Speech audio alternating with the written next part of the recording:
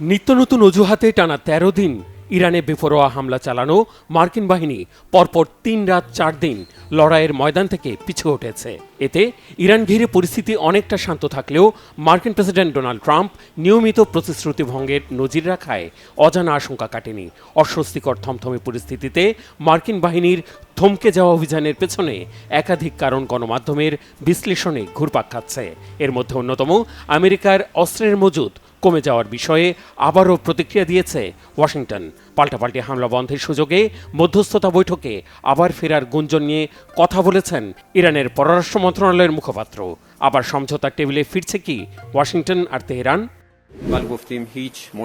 যেমনটা আমি বলেছি, বর্তমানে আমেরিকার সাথে কোনো সমঝোতার চেষ্টা করছে না ইরান। আমাদের যে আলোচনা চলছে তা ওমানের সাথে, জানিয়ে আসলে ভিন্ন ভিন্ন ব্যাখ্যা দাঁড় করানো যেতে পারে। এই আলোচনা হরমুজ প্রণালী ঘিরে প্রয়োজনীয় ব্যবস্থা গ্রহণের বিষয়ে পরিচালিত হচ্ছে। সোমবারের এই বক্তব্যে তেহরানের অবস্থান খোলাসা করেছেন ইসমাইল বাঘাই। তার দাবি, ওয়াশিংটনের সাথে শান্তি আলোচনার মধ্যস্থতা বৈঠক নিয়ে গণমাধ্যমে চটকদার খবর এলেও আপাতত এটি আমলে নিচ্ছে না তেহরান। স্পষ্ট জানিয়ে দিয়েছেন, যুদ্ধ থামবে না আলোচনা শুরু হবে এসব সিদ্ধান্ত নেওয়ার দায়িত্ব আমেরিকাকে দেয়নি ইরান। আমেরিকা যুদ্ধের ময়দানে বিরতি নিলেও প্রতিরোধ যোদ্ধারা লড়াইয়ের পূর্ণ প্রস্তুতি নিয়ে অপেক্ষায় আছে বলে হুঙ্কার দিয়েছেন ইরানের সশস্ত্র বাহিনীর মুখপাত্র আবুল ফজল শেখারচি। তার ধারণা, যে কোনো সময় আবার হামলা শুরু করতে পারে মার্কিন বাহিনী।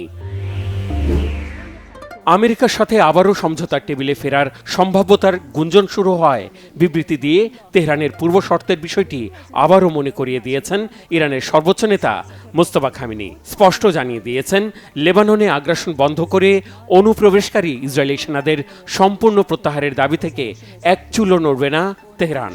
এদিকে শান্তি আলোচনায় ফেরার বিষয়ে প্রেসিডেন্ট ট্রাম্প সরাসরি কিছু না বললেও প্রতিক্রিয়া দিয়েছেন জাতিসংঘে নিযুক্ত মার্কিন প্রতিনিধি মাইক ওয়ালস।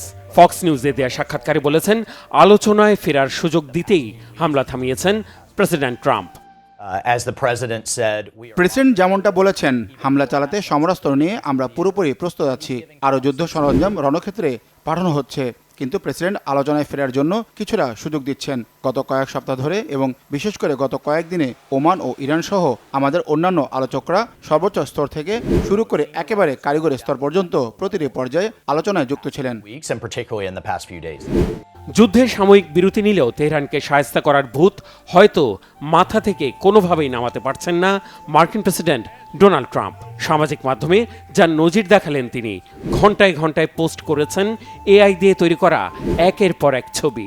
বাস্তবে শায়েস্তা করতে না পারলেও কাল্পনিক ছবিতে ইরানকে গুড়িয়ে দিয়ে তেলবাহী ট্যাঙ্কার দখল করে ধ্বংস করে খার্ক দ্বীপে ব্যাপক হামলা চালিয়ে সোশ্যাল প্ল্যাটফর্মে মনের খায়েশ মিটিয়েছেন প্রেসিডেন্ট ট্রাম্প।